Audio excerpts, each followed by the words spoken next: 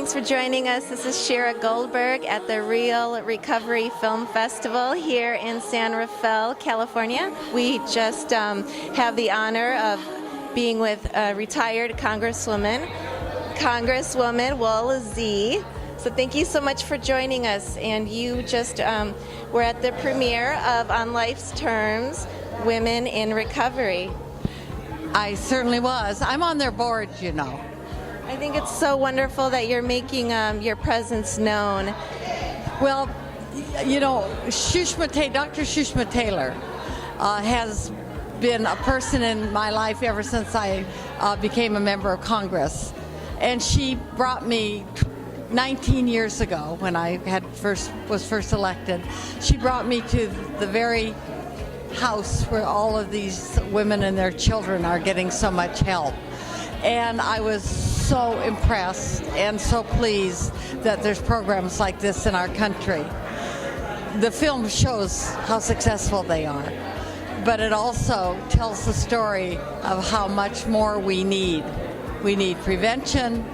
We need exactly what Centerpoint is accomplishing all over our country, not just here in the wealthiest area in our nation. We need it everywhere. Yeah, absolutely. And I really think that your presence here is making such a profound statement that what is available here is possible everywhere. So thank you so much for joining us and taking some time out of your schedule. You're welcome. Thank you. I needed to get my life together. I needed to become a mommy. I thought I had good parenting skills. I love my babies a lot. I was close to getting them taken away from me. I was very close. And it scares me.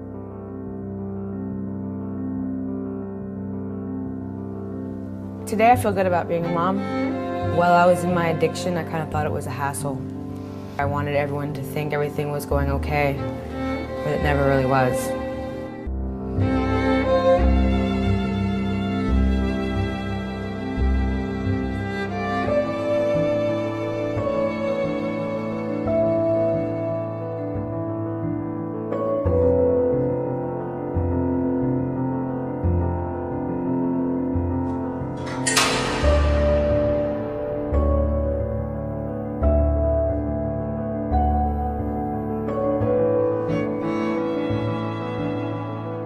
I had to plead my case for them to let me out early and to come to treatment so I could have the baby outside of the prison walls.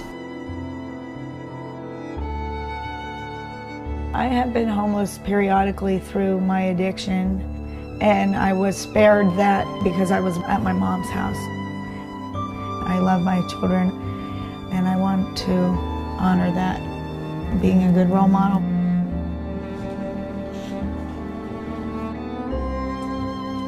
I don't clean up, take care of my son the way he needs to be taken care of, he's going to go through the same thing I did. I don't ever want my child to be in rehab one day, sitting here wondering why his mommy didn't love him. I started using weed and drinking and smoking cigarettes at 11, and I didn't start using meth until I was 13. My family kind of introduced it to me. My dad did. I was in an abusive relationship, mentally and physically. I took my babies and I came down here.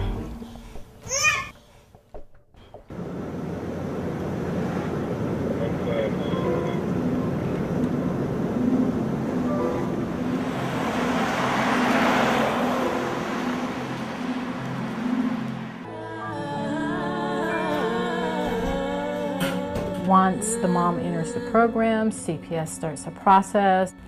They may start with visitations, a couple hours a week, and then they'll make some decision as to when they will place the child with the mother here in the program.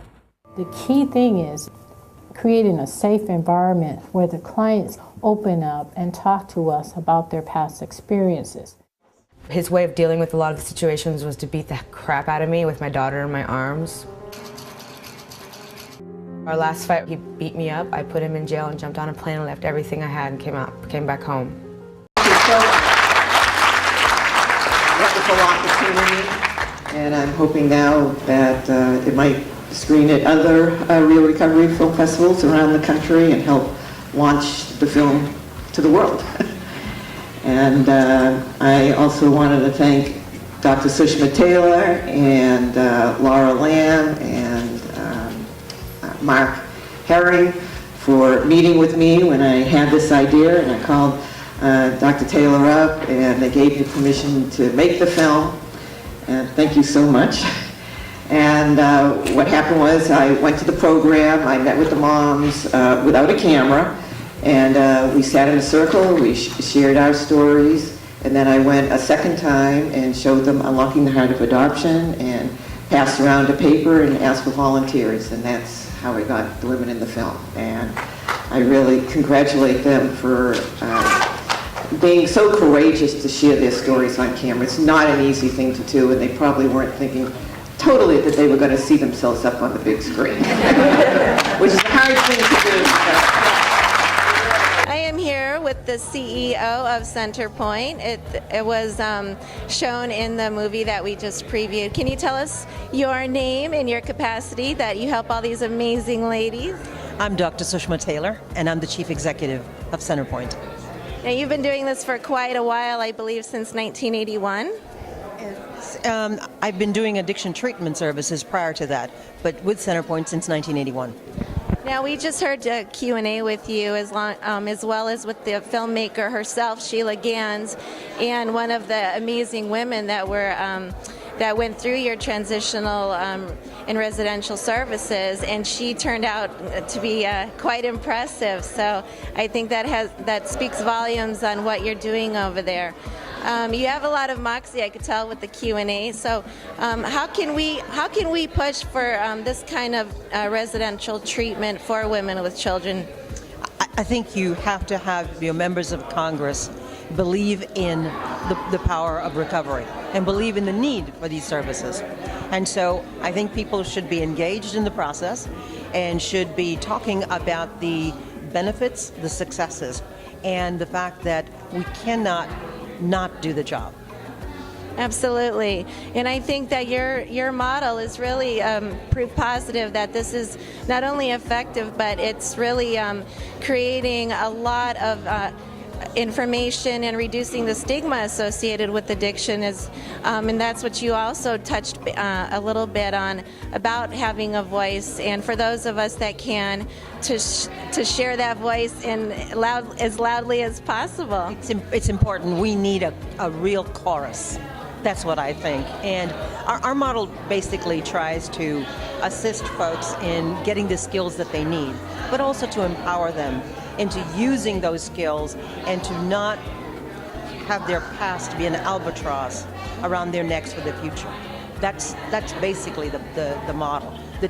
We use tools like counseling and group counseling and educational services. Those are just the tools. But what we are basically trying to do is to deal with the internal conversion and the conversion of having been an addict versus a new role, which is a person in recovery.